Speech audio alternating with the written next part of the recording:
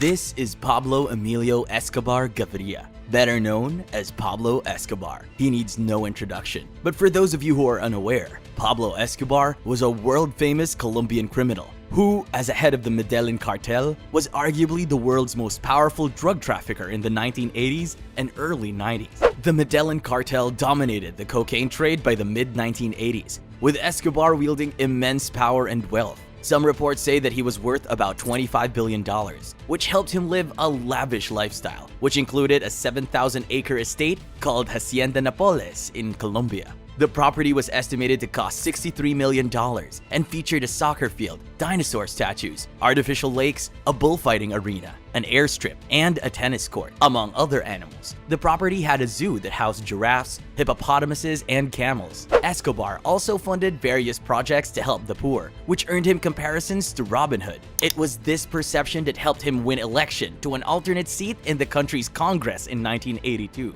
Although such charitable works were offset by Escobar's well-known ruthlessness, he handled problems with bribes and bullets. His victims included government officials, policemen, and civilians, as well as rival drug traffickers, notably in the Cali cartel. The cartel reportedly attempted to kill an alleged informant by placing a bomb aboard an airplane in 1989. More than 100 people were killed in the incident. The threats of extradition to the United States, which had come to view Escobar as a top target in its war on drugs, drew even greater retaliation from Escobar, who reportedly said that he would rather have a grave in Colombia than a jail cell in the US. In the midst of the bloodshed, a big manhunt was started to find Escobar, and the government also started talks to get him to give up. Escobar surrendered in June 1991, the same day that the Colombian Congress voted to forbid extradition in the country's new constitution. However, his imprisonment had almost no effect on his criminal activities and lifestyle. He was provided the opportunity to build a luxurious prison, which became known as La Catedral.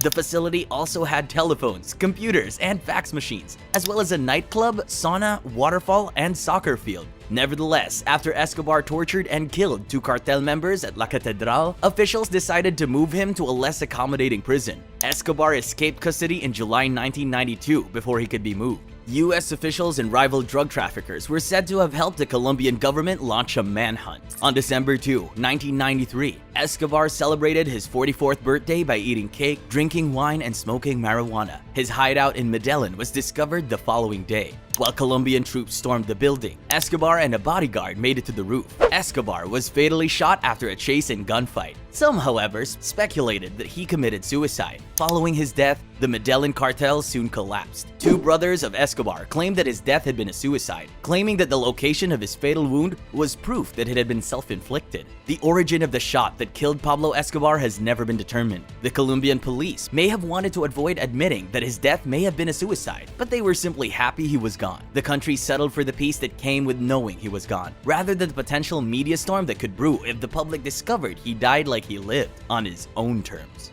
This is Theodore Robert Bundy, better known as Ted Bundy. This American serial killer and rapist was one of the most notorious criminals of the late 20th century. He confessed to 30 murders committed in 7 states between 1974 and 1978, after more than a decade of denials. His true victim total is unknown and likely to be significantly higher. Bundy was often thought of as charismatic and handsome, traits he used to win the trust of both his victims and society as a whole. His approach usually involved women in public places, either asking for help or by feigning a physical impairment, such as an injury, or impersonating an authority figure. Once they were tricked into being led away, they would be bludgeoned unconscious and taken elsewhere to be sexually assaulted and killed. Bundy typically went back to the bodies of the people he had taken, grooming and doing sex acts on the corpses until they were destroyed by wild animals and could not be touched again. He kept the heads of his victims as mementos in his apartment after they were decapitated. Occasionally, he broke into homes at night and bludgeoned his victims as they slept. Following his escape from custody in Colorado in 1977, Bundy became a celebrity, despite the appalling nature of his crimes. During his trial, he was able to use his charm and intelligence to persuade the public. His case inspired a number of popular novels and films about serial killers. It also provoked feminist criminologists who argued that the popular media had transformed Bundy into a romantic figure.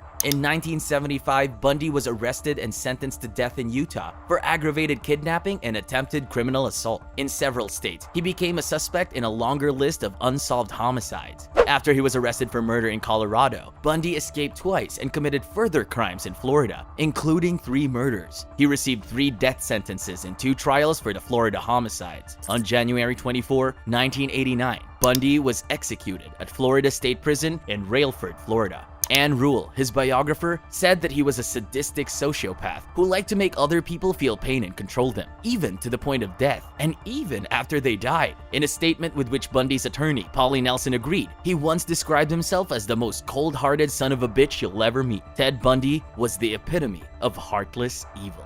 This is Alphonse Capone, better known as Al Capone, and was also called Scarface. During the Prohibition era, he was an American gangster who dominated organized crime in Chicago from 1925 to 1931 and became perhaps the most famous gangster in the United States. He was the co-founder and boss of the Chicago outfit. He went to prison at the age of 33 after 7 years as a crime boss. Capone was born in New York City in 1899. His parents were Italian immigrants. As a teenager, he joined the 5 Points gang and became a bouncer in places like brothels. Capone moved to Chicago in his early 20s and became a bodyguard and trusted factotum for Johnny Torrio, head of a criminal syndicate that illegally supplied alcohol. The rise and fall of Capone was influenced by a conflict with the North Side gang. After the North Side gunmen almost killed him, Torrio went into retirement. Capone expanded his bootlegging business by using increasingly violent methods, but his mutually profitable relationships with Mayor William Hale Thompson and the Chicago Police Department meant he was safe from law enforcement. When Capone appeared at baseball games, he seemed to relish attention, such as the cheers from spectators. He gave money to charity and was thought of as a modern-day Robin Hood by many. However, the St. Valentine's Day Massacre, in which 7 gang rivals were murdered in broad daylight, damaged the public image of Chicago and Capone, leading influential citizens to demand government action and newspapers to dub Capone public enemy. Capone was charged with 22 counts of tax evasion by federal authorities. After they became intent on jailing him, he was convicted of 5 counts in 1931.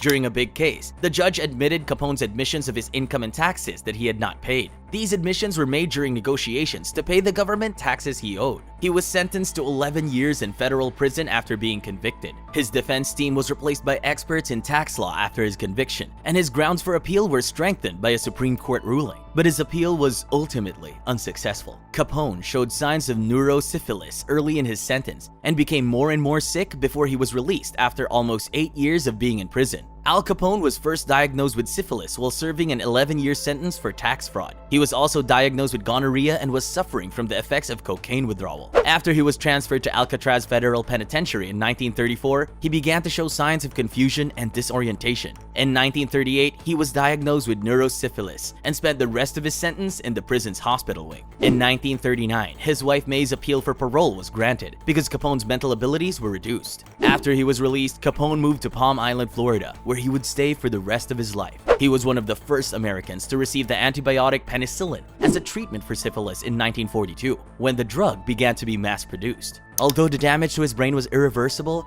this helped to slow the progression of the disease. In 1946, medical and psychiatric experts deemed Capone to have the mental capabilities of a 12-year-old. Capone suffered a stroke in January 1947 and later developed pneumonia. The following day, he suffered cardiac arrest. He died 3 days later from internal bleeding at the age of 48. These were just some of the most notorious criminals history has ever witnessed. Their downfalls and their ultimate deaths were simply a small measure against the heinous crimes they committed during their time. Needless to say, they should have deserved greater punishments, but at least it's safe to say that they won't be around to do any more wrong. Thanks for watching.